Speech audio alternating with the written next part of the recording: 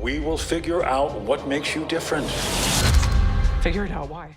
After making history with Breaking Bad and Better Call Saul, Vince Gilligan is back with yet another astonishing show, Pluribus. Pluribus is a Latin term which translates to many or from many in English, and the first 2 episodes have totally justified that title, albeit in a twisted manner. Pluribus is a sci-fi horror to say the least, but don't expect monsters or ghouls in the literal sense here. The show is built on the foundation of ambient apocalyptic horror following a sudden incident that has overtaken the entire world. Our protagonist, Carol Sturka, played by Rhea Seehorn, finds herself at the heart of this chaotic collective consciousness that's bound every individual on Earth as one. Everyone is everyone, and everyone is no one in this mind-bending show, which has erased any shred of unique individuality and bestowed an unsettling sense of peace and conformity on the global population. However, Carol hasn't fallen victim to whatever this is, and she finds herself with 12 other people from around the globe who also have been saved from this peculiar contamination. How and why these people have been spared is a different ballgame altogether, but first of all, let's try to understand what exactly might be happening in Gilligan's world this time, whether it's an infection, an invasion, or some kind of global cult. Oh, but before we get into the video, we do have a very small request. If you like our content, please support us by subscribing to our channel. This is a small click for you, but for us, it means a lot. Thank you. Let's begin. What the fuck is happening? Trust me, I said these words at the exact same moment Carol Sturka ordered them in the show. A best-selling author, Carol returns to Albuquerque after a book tour only to realize that some sort of thing has shrouded humanity, where people suddenly start shaking like an old washing machine before the seizures stop and they rise as completely transformed beings who are now joined to the world population by an invisible thread and psychic glue. Tragically, Carol loses her partner, Helen, in the mayhem, witnesses others metamorphosing in the same manner, and returns home to find herself talking to a television. We're on the same boat as Carol here, who has no option but to put together the pieces of this gigantic puzzle from whatever the man on the TV was saying and the little inexplicable snippets we caught in the beginning. A group of astronomers received a signal some 14 months back, decoded it, and found it to be a recipe for a semi-organic, self-replicating virus-type nucleotide, which has resulted in the present situation. The episodes get increasingly eerie, with every person trying to be extra helpful, with a disturbing grin stamped on their faces, wandering about as if someone bewitched them with a happiness spell. Viewers soon realize that the transformed individuals share not only their memories, intellect, and knowledge, but also an inexplicable connection between their lives. The negative emotions and outbursts of Carol, or any of the other 12 normal individuals, can affect the unified mind and soul and cause millions of deaths. I mean, till now, we've seen xenomorphs operating under a hive mind structure, with the alien queen directing and controlling the group's thinking, but even then, killing the queen didn't affect the life cycles of others, except for causing discord within their networked understanding. But Pluribus is something else entirely. Strangers are dying in random corners of the world because someone screamed at these now turned, creepy, smiley, human-like creatures. Before getting into how the shared mind and body thing came about, let's check out what this constant sense of euphoria and social mind might mean. See, there have been lots of takes on communism in various media, but we can't shrug off the feeling that this time Gilligan has chosen the most bone-chilling perspective to portray a utopian world where everyone is nothing but part of a social mind. These changed individuals practice no discrimination, there's no specialization of labor whatsoever, no sense of inequality or deprivation, and all seem to enjoy this hallucinatory ideal of a world. However, Carol's restlessness highlights a key element that has always loomed large in the sort of mechanical solidarity that a classless society might experience: unique character traits. No, communism doesn't ask you to leave behind your personalities and nurture a herd mentality, but Gilligan placed it in an extreme dystopian context where the ideology overshadows one's identity. This isn't just some overused theory. The director might have also taken a sly dig at the fixation on coerced happiness and peace. We're not glorifying bloodshed and death, but nature balances itself through a cycle where some win and some lose. It's basic survival of the fittest. However, Pluribus throws light on what would happen if the visceral element of struggle is removed from life. One can't even eat a fish in this world.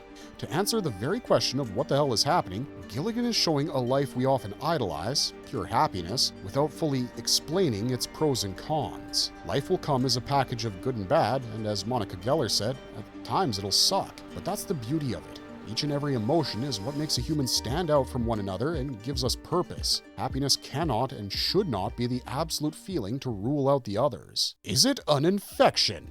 Considering the spread of this robotic cheerfulness started from a lab rat's bite, the speculation of it being a kind of infection definitely has some weight to it. As of now, we've seen the warped cognition being transferred by a kiss or simply through saliva, which explains why the first metamorphosed woman chose to lick all the donuts for the rest of the unsuspecting employees. Also, the first episode clearly showed an assembly line system for sampling saliva, which further suggests that it's some sort of biological condition that affects the nervous system of everyone who comes into contact with an already infected person. Interestingly, unlike other contagious diseases where one tries to quarantine themselves, this particular disease somehow lobotomizes the brain in a manner so as to keep spreading the contamination, but in a peaceful manner, rather than through the intimate act of sharing bodily fluids. The hypothesis of this being a laboratory misfire and a transmissible sickness is further justified when we take the hive mind into account.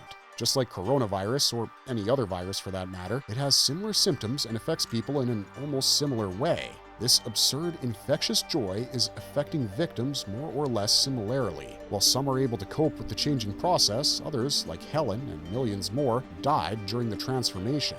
But how do astronomers fit in here? There can only be so many answers, but we think this contagion is a biological weapon where every person has been stripped of their personal opinion and choice, creating a world with no complaints. Ultimate victory. There's another reason to support this. While on the surface it seems that no stratification is working in this world, there is, however, a lingering sense that someone or something superior to the masses is in charge here. And if that is true, the anonymous entity has won at uniting the world simply by spreading an infection. Is it an invasion? It's not an alien invasion, that much we know for sure, because from the very first scenes, the astronomers mentioned that the signal detected was terrestrial, and the suited TV man also clarified that there were no aliens on the planet, but he did talk about them being beneficiaries of extraterrestrial technologies. Now, that's the catch. We often link invasions to some otherworldly forces and turn a blind eye to the possibilities of mankind invading itself.